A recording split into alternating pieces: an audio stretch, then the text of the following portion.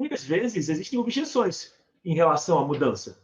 Então, quando eu apresento dessa forma, alguém pode pensar assim: ah, mas é difícil mudar. A consequência de pensar que é difícil mudar vai ser. Eu prefiro pensar que mudar é fácil. Não que seja, mas pensar que mudar é fácil torna menos difícil. Experimenta pensar que mudar é fácil. Não quer dizer que você vai mudar instantaneamente, mas o processo fica mais leve. Uma outra objeção que algumas pessoas têm em relação a autoconhecimento, a mudar a relação com as emoções, a ter mais bem-estar, uma outra objeção é: ah, não funciona. Isso aí que as pessoas ficam falando, ou isso que eu estou falando, ah, é bonito de ouvir, faz sentido, mas não muda. Então, se você só ouvir o que eu estou falando, realmente não vai mudar. Por isso que eu tenho um desafio no final. Então, olha só, eu coloquei um desafio que eu vou apresentar para você no final, daqui a pouco, daqui a alguns minutos. Já estamos, vamos dizer, chegando no exercício e depois no desafio. O desafio é para você praticar. Se você está comprometido com a sua mudança, se você quer melhorar a relação com as suas emoções, aumentar a sua autoestima, então o exercício e o desafio vão te ajudar nisso. Porque o desafio tem a ver com a aplicação do que você viu nessa aula. Então, o que eu estou falando só não funciona se você não aplicar. Se ficar só no pensamento, tipo, ah, entendi, faz sentido. Mas não aplicar, não vai mudar. A gente precisa levar para a ação, a gente precisa praticar o que eu estou apresentando. E a outra objeção é: ah, a mudança até pode acontecer, mas volta. Então, é importante pensar o autoconhecimento como um processo ao longo da vida. Se você trabalhar uma vez para melhorar a sua relação com as suas emoções e nunca mais você faz nada, é provável que você encontre outros desafios, que você sinta outras dificuldades, mas não que voltou. Então, quando você faz isso que eu estou te apresentando, quando você acolhe a sua tristeza, é uma mudança permanente. Não é que você nunca mais vai sentir tristeza, mas a mudança permanente é que você acolheu você. Você acolheu a sua parte emocional. Então, nesse sentido, se você sente uma tristeza, é outra tristeza. É uma outra experiência que você não tinha acessado até então.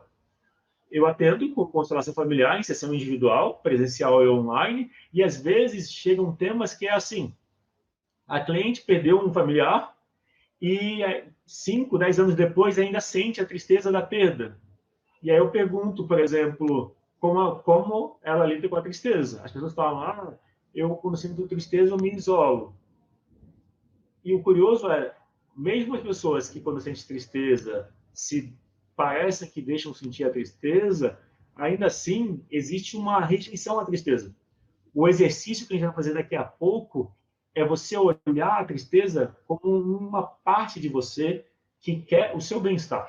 Uma parte de você que está te convidando a cuidar de você. Esse é o olhar que eu estou trazendo para a tristeza. A Yara escreveu: a zona de conforto é excelente, mas não te leva a nenhum lugar. Temos que evoluir e procurar mudar para melhor, para melhorar sempre. Sim, Yara, é isso mesmo. E tem uma coisa interessante. Quando você fala de zona de conforto, parece que fora dela está o desconforto, né? Mas pensa assim, ó, a zona de conforto também é uma zona de estagnação. Quando a gente está na zona de conforto, a gente se estagna. A gente para de crescer ou cresce muito devagar. Então, se você considerar que a zona de conforto é uma zona de estagnação, você vai pensar que fora dela você tem a zona de crescimento. Então, olha que interessante. Crescer é desconfortável, mas cada vez que você se desenvolve, cada vez que você cresce, você alcança mais bem-estar também. Você alcança outros patamares. Então, o meu convite para você é um olhar para o desenvolvimento pessoal, cuidar das suas emoções como um processo que você faz para se sentir melhor, para você se relacionar melhor e ajudar as pessoas também. O fato de você estar assistindo esse conteúdo já coloca você numa posição de ser alguém que busca mudança. Ou seja, é um lugar de proatividade, então você pode ajudar várias pessoas. Quando você aprende mais sobre o que eu estou te apresentando, você pode ajudar outras pessoas a lidar melhor com os pais, por exemplo.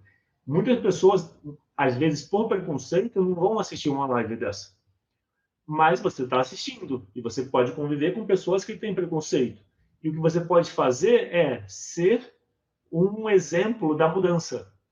A melhor forma de você ajudar alguém da sua família a mudar não é falar para a pessoa mudar. Quando a gente fala para alguém mudar, para alguém fazer diferente, a pessoa resiste. Faz sentido? Você já tentou convencer alguém da sua família a mudar? Se você está num casamento, num relacionamento, se você tenta mudar outra pessoa, você não consegue, ninguém consegue mudar o outro. A gente só consegue mudar, né, nós mesmos. Mas quando você muda, você influencia pelo seu exemplo a mudança dos outros. Então, o que eu estou te apresentando é uma forma de você conseguir ajudar as pessoas do seu convívio, porque você está fazendo a mudança em você. Então, quanto mais você se aprofundar no que eu estou apresentando sobre como usar a constelação, no que eu estou apresentando, eu não estou ensinando a fazer constelação, eu estou ensinando a usar. Você usa em você e sente a mudança. E quando você muda, você ajuda as pessoas. Então, olha que interessante. Você pode ajudar as pessoas que você convive sendo a mudança. Inclusive, é uma frase do Mahatma Gandhi. A frase dele é uma frase dele: seja a mudança que você quer ver no mundo. E só assim a gente consegue ver mudança no mundo, quando a gente se trabalha, quando a gente fica melhor. E isso é um processo. A gente precisa fazer isso continuamente.